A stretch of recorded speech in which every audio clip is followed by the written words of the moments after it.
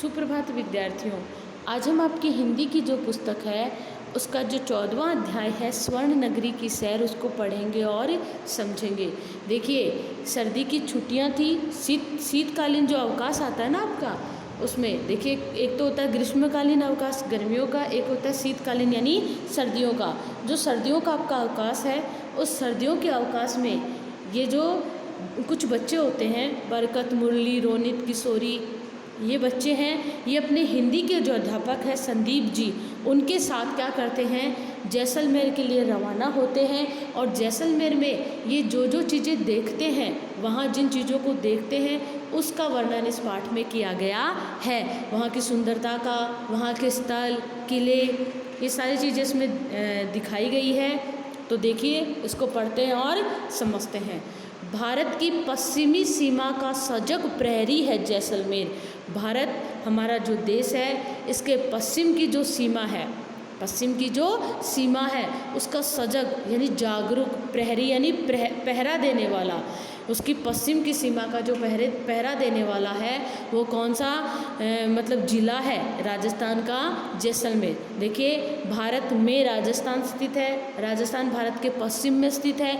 और राजस्थान का जो पश्चिमी हिस्सा है, देखिए अगर हम जो अपना ब्लैक बोर्ड होता है उसमें चाहे बुक में जो दिशा देखते हैं वो कैसे देखते हैं, देखिए सबसे इधर होता है उत्तर, इधर होता है दक्षिण, इधर होता है पूरब, इधर होता है पश्चिम।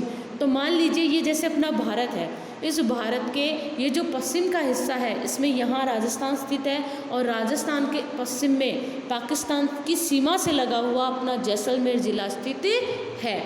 ठीक है, तो इस पश्चिम की सीमा का, पाकिस्तान से लगी हुई भारत की जो सीमा है, राजस्थान की जो सीमा है, उसका सजग प्रहरी कौन है, जैसलमेर। इसे हम स्वर्ण नगरी, हेम नगरी, भड़कीवाड़ आदि नामों से भी जाना जाता है। किसे, जैसलमेर को स्वर्ण नगरी, हेमनगर, क्योंकि एक तो पीले जो पत्थर है उनसे निर्मित है, सूर्य की किरणें तेज चमकती है तो सोने के रंग जैसा लगता है, भड़कीवाड़ आदि नामों से जाना जाता है। रेतीले धोरों ने जीवन को दुर्गम बना रखा है, क्योंकि मरुस्थल थार का जो रेगिस्तान है वो यहाँ फैला हुआ है, तो रेतीले जो टीले बने हुए हैं, धोरे बने हुए हैं, उन्होंने दुर्गम बना रखा है जीवन को। लेकिन यहाँ की सुंदरता देख लोग दांतों तले अंगुली दबा लेते हैं। दांतों तले अंगुली दबाने का मतलब है आश्चर्यचकित हो जाना। फिर भी देखो, गर्मी बहुत ज़्यादा है क्योंकि रेगिस्तान है, लेकिन फिर भी यहाँ की सुंदरता देखते बनती है। हमने सुना था, जिस प्रकार लाखों लोगों के अंगूठे पर बनी रेखाएं मेल नहीं खाती, वैसे ही यह स्वर्ण नगरी विश्व के किसी शहर से मेल नहीं खाती। देखिए, ये बिल्कुल सही बात है, लाखों लोगों के अंगूठे पर बनी रेखाएं मेल नहीं खाती। चाहे कोई कितना ही मतलब शक्ल कितनी ही मिलती हो एक दूसरे से, लेकिन जो हाथ की रेखाएं हैं, अंगूठे की जो रेखाएं हैं, वो मेल कभी नहीं खाती। हमारे कहते हैं ना फिंगरप्रिंट्स होते हैं, वो सबके अलग अलग होते हैं, चाहे वो 7 जन्मे बच्चे क्यों नहीं हो, चाहे उन्होंने एक साथ जन्म लिया हो। बहुत सारे बच्चे होते हैं, वो एक माँ के 2 बच्चों का जन्म एक साथ हो सकता है, लेकिन दोनों के फिंगरप्रिंट्स हैं वो अलग अलग होते हैं। जुड़वा बच्चे बहुत होते हैं, लेकिन उनके फिंगरप्रिंट्स हैं वो नहीं मिलते। इसी प्रकार जैसलमेर है, वो भी विश्व के सभी शहरों से अलग है। इतनी सारी बातें सुनने के बाद हमारी पूरी 5वीं कक्षा के विद्यार्थियों ने घूमने का निर्णय किया। किस कक्षा के? 5वीं कक्षा के। सर्दी की छुट्टियों में हिंदी के अध्यापक संदीप जी के साथ हम जैसलमेर के लिए रवाना हुए। बीकानेर से रेल रात में चली। बीकानेर से रेल कब चली? रात को चली। बरकत, मुरली, रोनित, किशोरी और हम सभी हंसी खुशी मजाक करते सो गए। बीकानेर से चले थे, ये रेल है वो रात को चली। रेलगाड़ी में आए, फिर आराम से हंसी मजाक करते हुए सो गए। सुबह जैसलमेर के करीब पहुँचे तो देखा सूरज की किरणें जैसलमेर दुर्ग के पाषाण कणों को चमका रही है। पाषाण यानी पत्थर के जो कण हैं उनको चमका रही थी। जैसलमेर पहुँचे, होटल में ठहरे। जैसलमेर जाने के बाद कहाँ ठहरे? होटल में ठहरे। तैयार होकर घूमने निकले, और तैयार होकर घूमने के लिए निकले। सबसे पहले किले को देखना तय हुआ। सबसे पहले इन्होंने क्या देखने का निश्चय किया?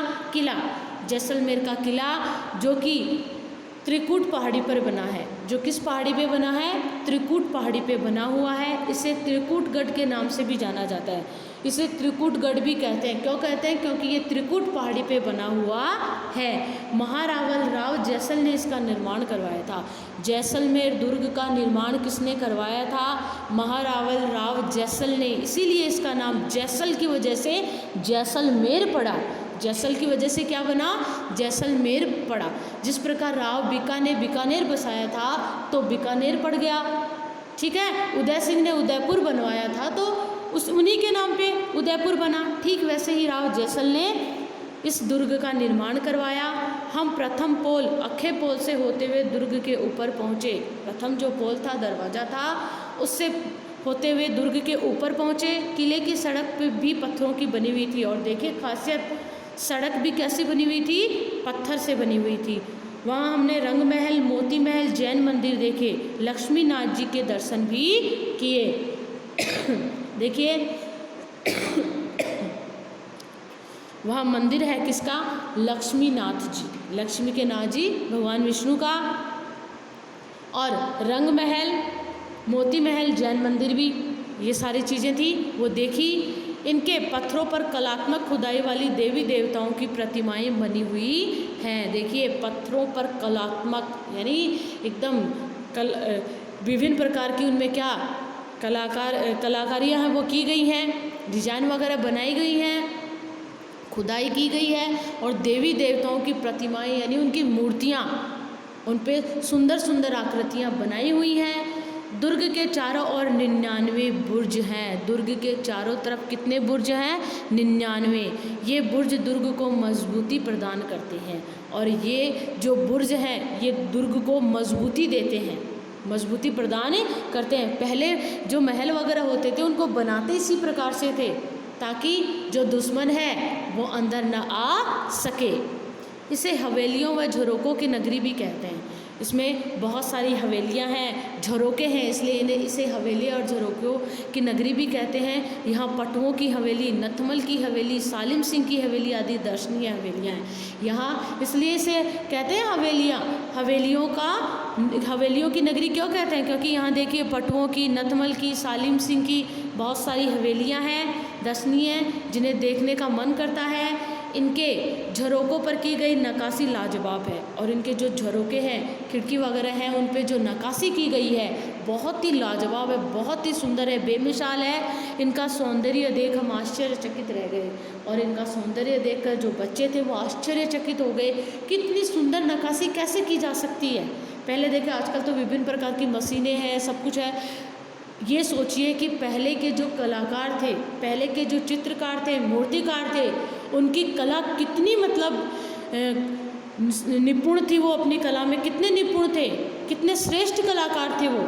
किस प्रकार उनकी कला है वो आज भी हमें आश्चर्य में डाल देती है कि उन्होंने इस प्रकार से कलाकारी है वो कैसे की। हवेलियाँ देखने के बाद हम गड़ीसर गए। देखिए हवेलियाँ देखने के बाद ये कहाँ गए? गड़ीसर जो तालाब है।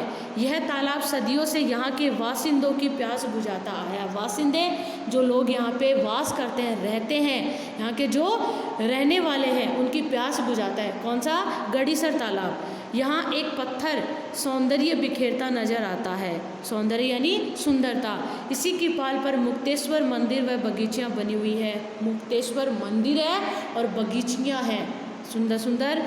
दर्शन मोहित अनुराग को थकान महसूस होने लगी। अब बच्चे हैं, थकना तो वाजिब होता ही है।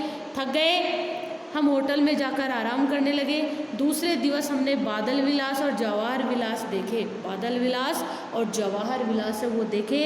अमर सागर के जैन मंदिर व कुलधरा देखकर हम सम पहुँचे। सम जो स्थान है वहाँ पे गए।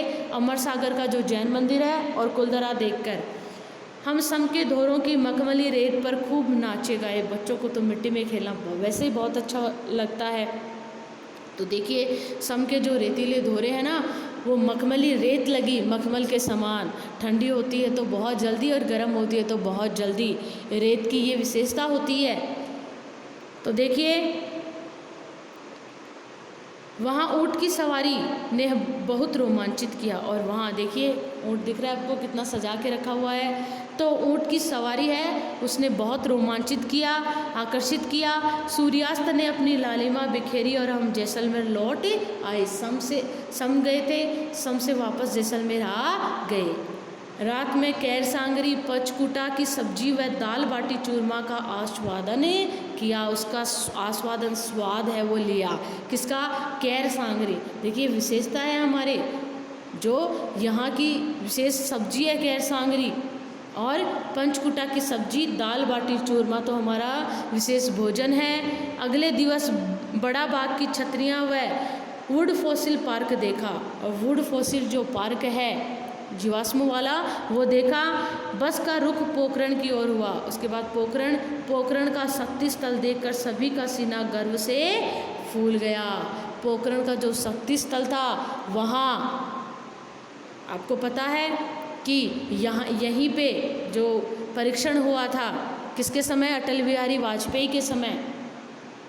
तो इसको देखकर हमारे भारत के गौरव की महिमा है वो सामने आ गई और इसलिए सीना है वो गर्व से फूल गया। सेवली गांव स्थित कदली वन धाम के भी दर्शन किए। बस बीकानेर की और चल पड़ी। अब बस वापस बीकानेर की ओर चल पड़ी। जैसलमेर के सभी स्थल है इन्होंने बहुत अच्छे से देखे, खूब आनंद है वो लिया। हम सभी आज भी इस यात्रा को याद करते हैं तो रोमांचित हो जाते हैं। मन है में एक रोमांच भर जाता है। उस समय खींचे गए चित्र आज भी उस यात्रा की याद ताज़ा कर देते हैं। वास्तव में यह यात्रा भुलाई नहीं भूलती। वास्तव में इस यात्रा को हम भुलाई नहीं भूल सकते।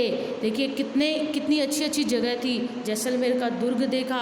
दुर्ग में कौन कौन से स्थान देखे?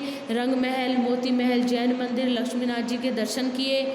ठीक है। उसके बाद यहाँ मतलब जो हवेलियाँ थी कौन कौन सी थी? पटुओं की, नथमल की, सालिम सिंह की हवेलियाँ देखी। यहाँ के हवेलियों के जो झरोखे उनकी निकासी बहुत लाजवाब थी। इसके बाद गढ़ीसर तालाब देखा। गढ़ीसर तालाब के पास जो मुक्तेश्वर मंदिर है, बगीचियाँ हैं, उनको देखा। जैन मंदिर, अमर सागर, कुलधरा देखने के बाद सम गए। वहाँ रेतीले जो टीले हैं उनका आनंद लिया। ऊँट की सवारी का आनंद लिया। कैर सांगरी, पंचकुटा की सब्जी, दाल बाटी चूरमा का स्वाद है वो चखा। पोखरण गए और भारत की शक्ति का एहसास किया, गौरव का एहसास किया। तो इस प्रकार कितना अच्छा पाठ है, आपको अच्छे से समझ में आ गया होगा। ठीक है, धन्यवाद।